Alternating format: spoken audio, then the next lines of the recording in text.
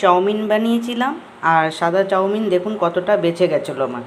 তো আমি চাউমিনটা নিলাম আর এর মধ্যে 3টে ডিম ফাটিয়ে দিয়েছি। এটা দিয়ে এখন একটা পিৎজার মতন বানিয়ে নেব। এটা ঠিক এরম করে মাখবেন যাতে পুরো চাউমিনটা ওর মধ্যে মিলে যায়। এখন এতে আমি দিয়ে দিচ্ছি একটু সয়া সস, আর দিয়ে দেবো একটু চিকেন পাউডার, আর দিয়ে দিচ্ছি একটু চিলি ফ্লেক্স, যেরকম ঝাল খাবেন সেরকম হিসাবে। দিয়ে দেবো অল্প নুন। এখানে আমি একটুখানি তেল ঢেলেছি, আর একটুখানি একটা বাটারের টুকরা ঢেলে দিলাম। এটা এখন আমি হাত দিয়ে উঠিয়ে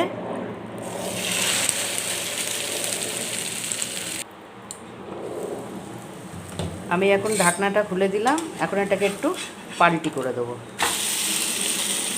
আপনারা ইচ্ছা করলে এর উপরে ধনেপাতাও দিতে পারেন, যা যা আপনার ইচ্ছা হবে, কিন্তু আমার কাছে ঘরে যা যা আছে আমি তাই দিয়ে বানালাম। আমার নুডলস পরোটা একদম রেডি। আপনারাও এমনি করে বানিয়ে খাবেন। চিজ অবশ্যই ঢালবেন, নাহলে ভালো লাগবে।